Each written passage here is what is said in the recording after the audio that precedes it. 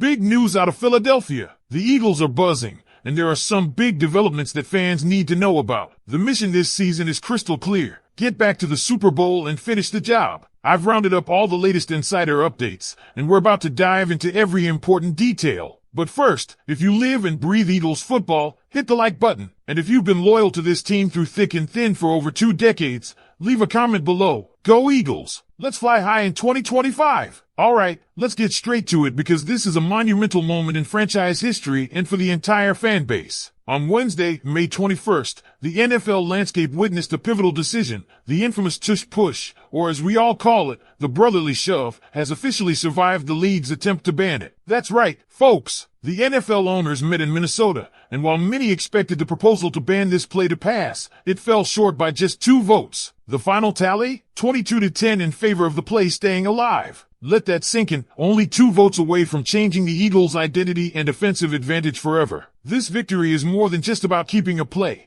It's about what the play represents. The Eagles took on the entire league, most of whom wanted to eliminate one of the most unstoppable and iconic plays in modern football, and they won. There are already calls, led by none other than Elliott Shore-Parks from 94 WIP, for the team to erect a statue of the Tush Push outside of Lincoln Financial Field. I mean, why not? The Eagles didn't just invent this play, they perfected it, dominated with it, and now, they've defended it successfully against the rest of the NFL. Key to this battle was Packers president and CEO Mark Murphy, a former Green Bay player himself, who played an instrumental role in championing the proposal to ban the Tush Push. But the Packers ultimately failed in their crusade, just like they failed against the Eagles in last year's wild card round, where Philly beat them with, you guessed it, the same 22-10 score that mirrored this vote. Poetic, isn't it? And then there's Packers head coach Matt LaFleur and quarterback Jordan Love, both of whom were reportedly devastated when the news broke that the Tush Push would live on for another season. Real photos circulated showing both of them in tears on the practice field,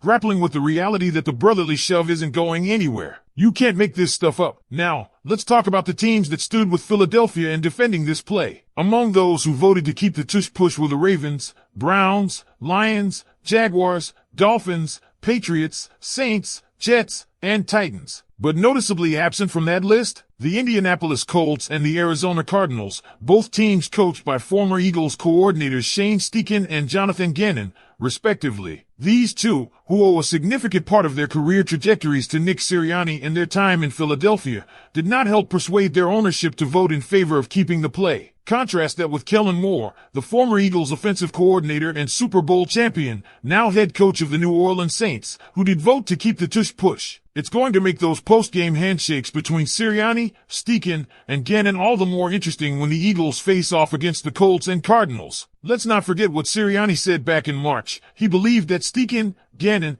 and Moore became head coaches largely because of the success of the Tush Push. His exact words? I better have those 3 votes right there. Yet, only Moore delivered. Speaking of Kellen Moore, it's worth highlighting just how much he adapted during his tenure with the Eagles. Known initially for his pass-heavy approach, Moore pivoted to embrace the ground game, leaning into the offensive line's dominance and the unique talents of Saquon Barkley, who had the greatest single season for a running back in NFL history. Add to that Jalen Hurts' evolution, playing well all season and then reaching elite status in both the NFC Championship and the Super Bowl, and you understand why this play has become symbolic of Philadelphia's relentless pursuit of excellence. The data backs it up, too. Despite all the noise about banning the play, quarterback sneaks on 4th and short convert first downs at an astonishing 84% rate. Yet, teams only call them 23% of the time. The Eagles alone accounted for 34 of the 227 sneaks executed last season. That's right. While others shy away from the most efficient play in football, the Eagles embrace it. Warren Sharp even pointed out that across all 4th and 1 situations, sneaks crush other play types in success rate. But guess who's been overthinking it? That's right, the Packers. Over the last 3 years, Green Bay has converted just 55% of their 4th and 1 attempts,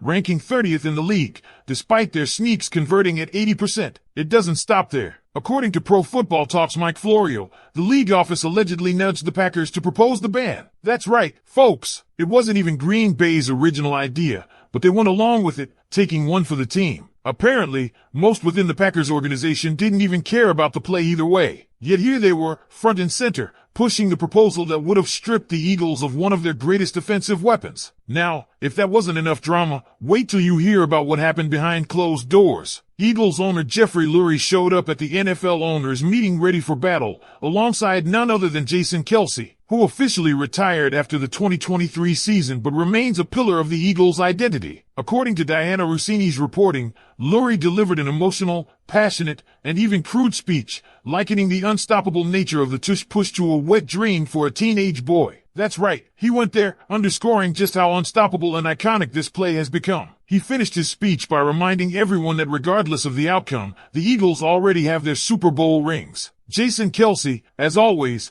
brought a quieter but equally impactful voice. He spoke with the authority of an all-pro center who has executed the Tush Push countless times, saying, "If I could run 60 Tush Pushes a game, I'd come back." That says it all, doesn't it? This wasn't just a vote about player safety or competitive balance. It was a vote about process, politics, and power. As one league source put it, people don't like the NFL telling people how to vote. And let's be clear, there is no hard evidence that the Tush Push is a safety concern, nor are there significant pace of play issues. The attempt to ban it was more about optics and envy than any real threat to the game. Jeffrey Lurie, known for his typically calculated and reserved demeanor, came out swinging because he knew this play is integral to the Eagles' success. So here we are, Eagles fans, the Tush Push lives on. The brotherly shove survives another year, and the rest of the NFL will just have to deal with it. But now I turn the question to you. What do you think about all of this? Should the Eagles keep running the Tush Push as much as possible, or should they start diversifying their short yardage strategy? Let me know in the comments. Let's keep going right where we left off. The story doesn't end with the vote or the speeches. It goes deeper into the culture, the mindset,